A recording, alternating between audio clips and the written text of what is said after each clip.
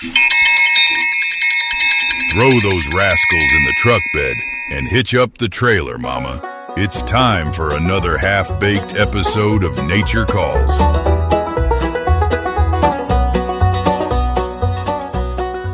Welcome, everyone, to the Nature Calls podcast. My name is Mr. Pete. I'm your host for the show. It's that time of year again when I start planning out my hunting trip for the fall. I want to get out there and enjoy the mountains, and I'm sure you folks will back me up on this, that you always like it when your friends come along, right? Having your buddies there always makes things better. But there's always that one who has to bring his kid along. Know what I'm saying? That's what today's story is about. It's called Fortune Cookies to Go. And you heard it here on Nature Calls.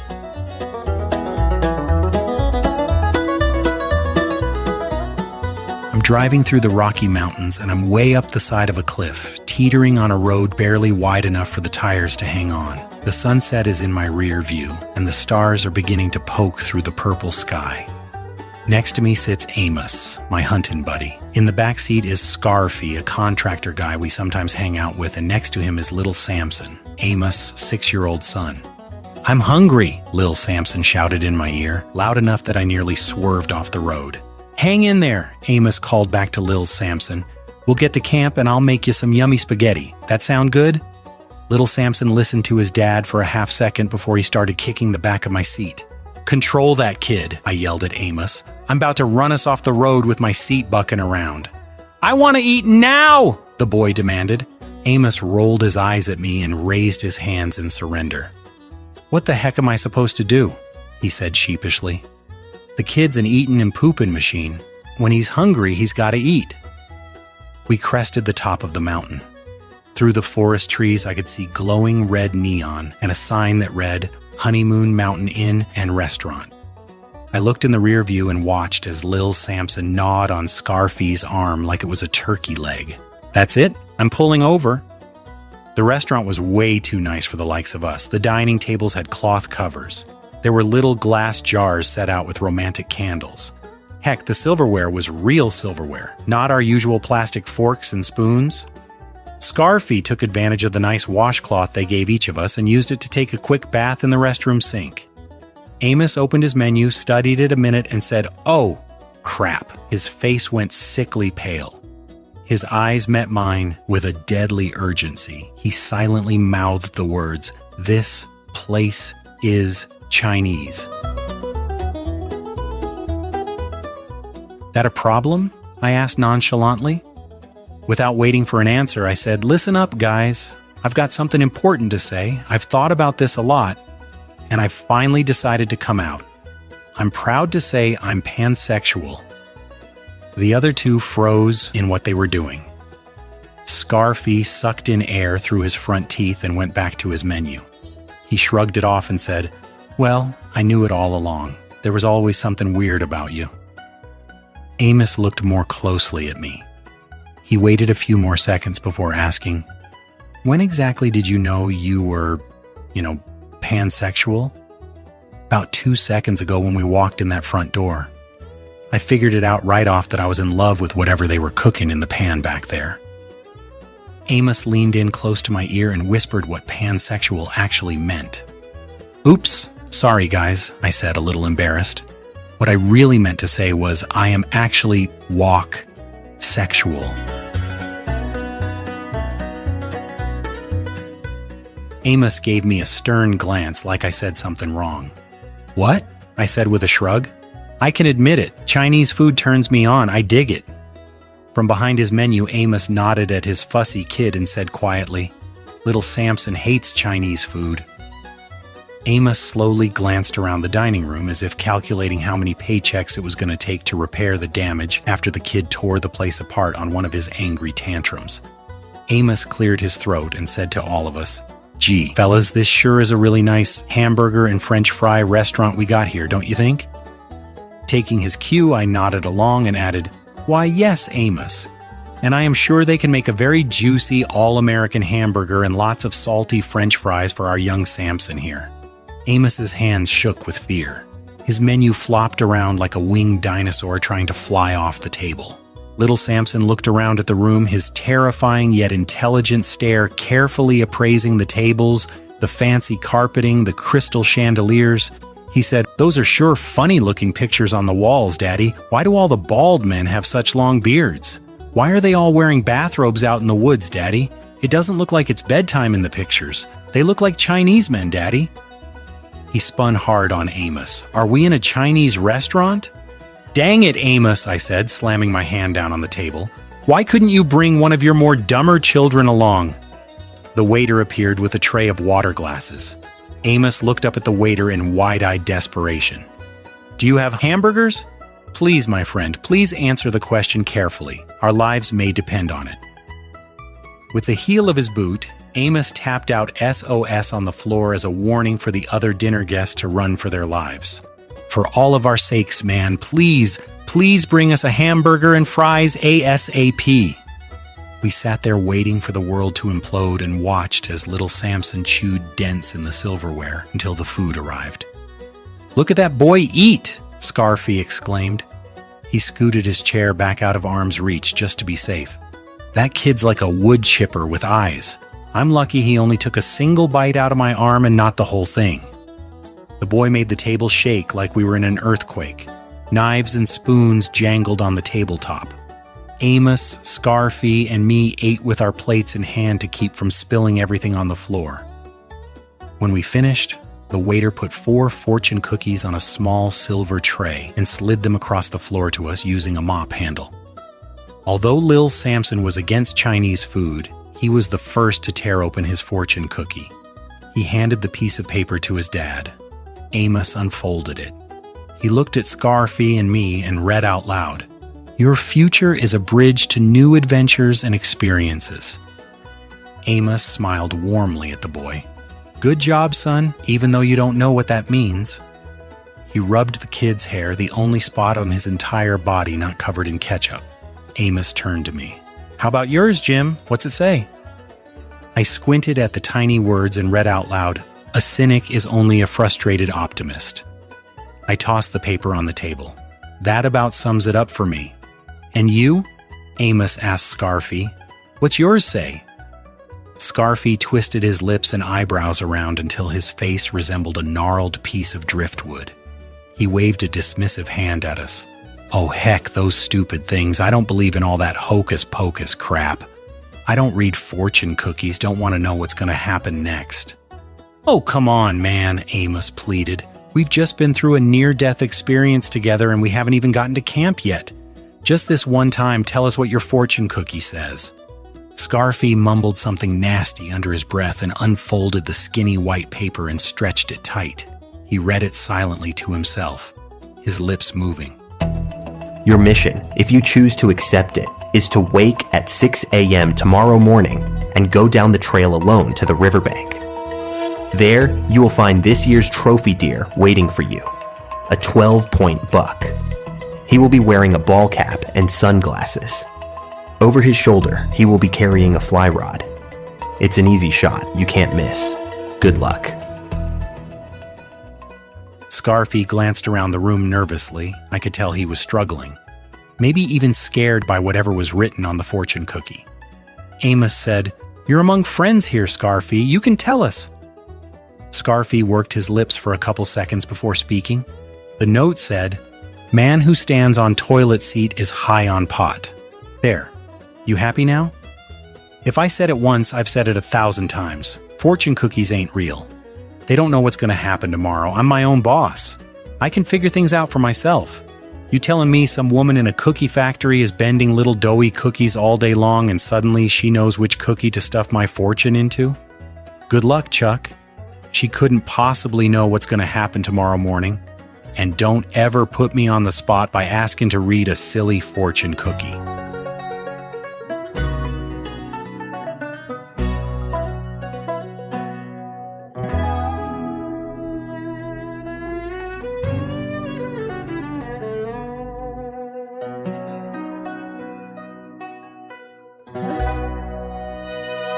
Nature Calls, celebrating the southbound end of a northbound bobcat.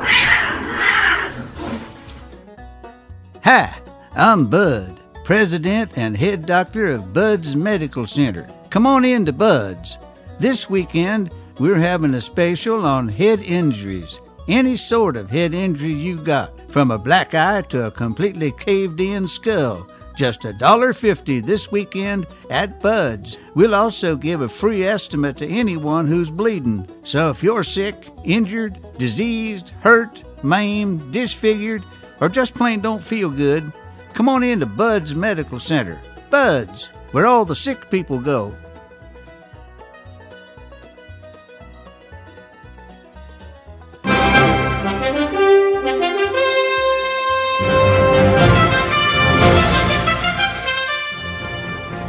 For the Nature Calls podcast, I'm Igor Fumbleton. Mexico City is sinking, according to a report put out by NASA researchers who confirmed that the home to 22 million people has dropped by 39 feet in the last 100 years. The thirsty population is sucking an ancient lake bed dry. This finally answers the question that yes, you shouldn't drink the water, and yes, keep your eyes open for Montezuma's revenge. The Academy of Motion Pictures is banning all artificial intelligence actors from being nominated for future Oscar awards. In a move to keep things more organic and natural, all fake humans and scriptwriters need not apply. However, fake boobs, fake butts, fake noses, fake cheekbones, fake hair coloring, fake chins, fake eyelashes, fake eyebrows, fake laughs, fake handshakes, fake hugs, fake falls, fake English accents, and fake sex scenes are all encouraged and welcomed to apply for a nomination.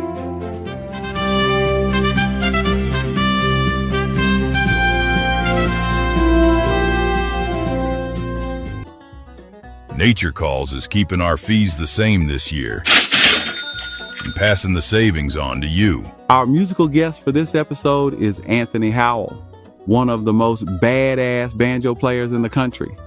I don't know if I'm allowed to say badass, but I'm going with it. Anthony was born and raised in a small town in Mississippi where he discovered an interest in the guitar while growing up watching his dad play. Then at age 11, he got the bug and began taking lessons from Alan Sibley of Alan Sibley and the Magnolia Ramblers. Alan taught Anthony how to play the mandolin, the guitar, and the banjo. Later on, he taught himself how to play the bass guitar.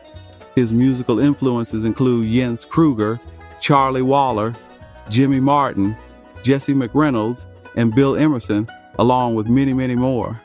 So here is an original composition from Anthony Howell. It's called End of the Line and featured right here on the Nature Calls podcast.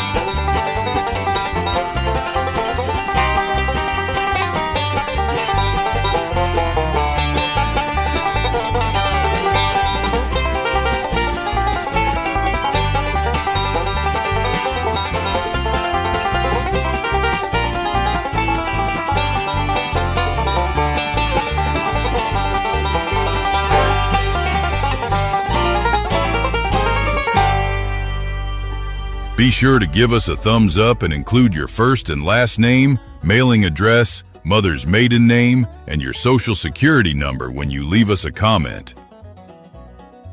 Some schools have come and gone, but this one's here to stay. Hi, I'm Jimmy Jughead Eastep for the Jimmy Eastep Famous School of Ham Boning. Can you do this? Great. You're on your way to quickly becoming one of Ohio's most requested performers, namely a professional ham boner. In just 12 short weeks, under the strict supervision of Marvin the Wonder Hand Wallace, you'll be slapping on tunes like Where the Boys Are. The boys. That old black magic. Old black magic. And of course that great classic knee slapper, Does Your Chewing Gum Lose Its Flavor on the Bedpost Overnight. This is a 12-week course teaching you the basic rhythm patterns to the most advanced methods known to ham boners from Cleveland to Portsmouth. The cost, $100. No. $50. No again. But right now, for the next 2 weeks, just $39.95 less textbooks. Not only does the Jimmy Eastep Famous School of Ham Boners offer all this, but a lifetime job placement service is given to all graduates free. Now here's your local announcer to give you all the pertinent facts. Send $39.95 check or money order to the Jimmy Jughead Eastep Famous School of Ham Boning, Route 1, Cable, Ohio.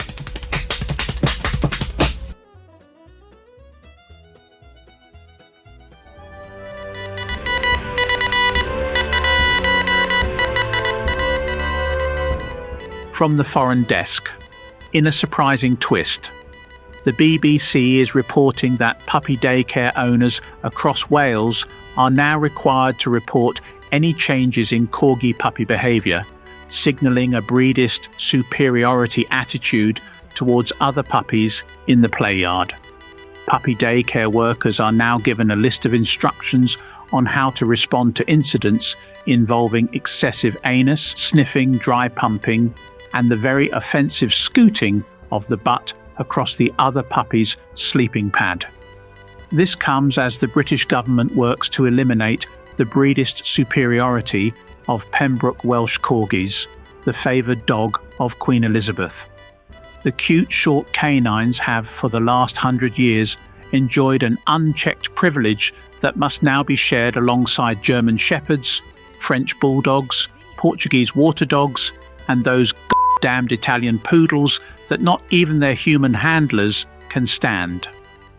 The guidelines were laid out by an organisation called Pet Opinions Over Pride, or POOP for short, who are now raising money for re-education facilities to be built to house corgis as they learn that Britain is no longer a safe place for the former Queen's canine companions.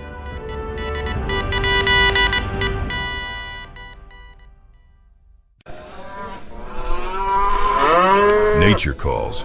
You guessed it. This is our first rodeo.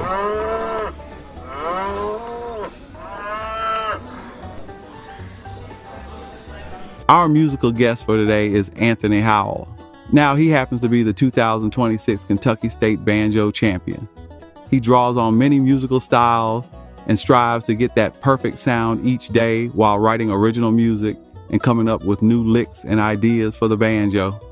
His first appearance on the Grand Ole Opry stage was playing alongside the Roots music duo, Daly and Vincent. So, without listing off another 100 accomplishments, let's get down to the music, shall we?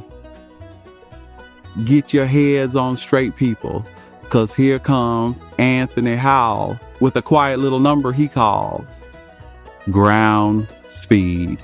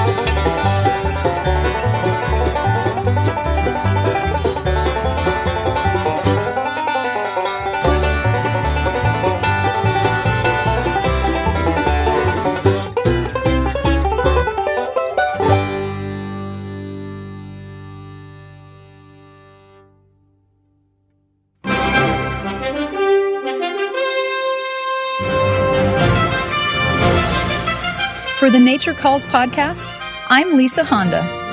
Tonight's weather in the greater Wahoo County area. Expect low temperatures to feel like you stuck your jigglies in an ice box. Tomorrow morning, we'll start with frost on the ground, and by the afternoon, temperatures will get hotter than a fat kid at a weenie roast. Have a great day, y'all.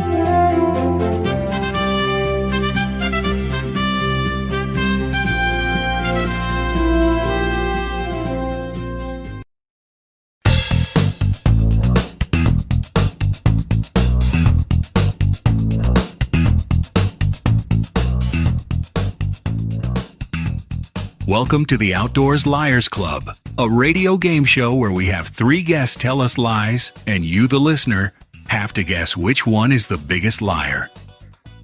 Here's our first guest, Bob. Hey there. So yeah, last week I caught the world's largest tiger shark from a wading pool in Las Vegas. That fish was so big that it took 5 guys to help wrestle it in the truck. Okay, now, guess number 2. Howdy doody, my name is Jeff, and I shot me a 20-point elk last week in Hawaii and roasted it at the luau. Wow. And now finally, let's hear from our third and last guest, Larry.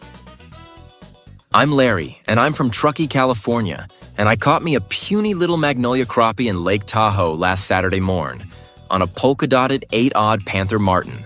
I let my little boy reel it in, but he cut his hand on those 7 long dorsal spines. Ouch. I was so mad that I threw it back in the lake and had to bandage my kid's hand up. Good riddance. Okay, listeners, you have 5 seconds to decide who is the biggest liar.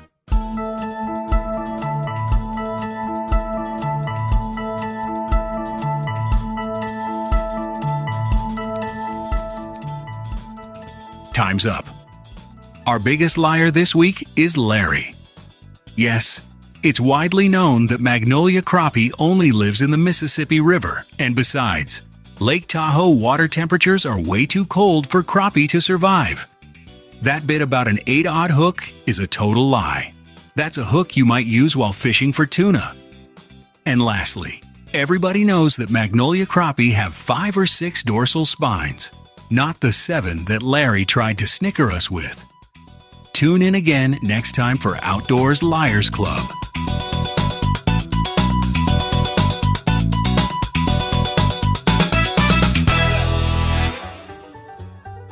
Well, it's once again time to load the dogs in the front and kids in the back and get some wind in my hair.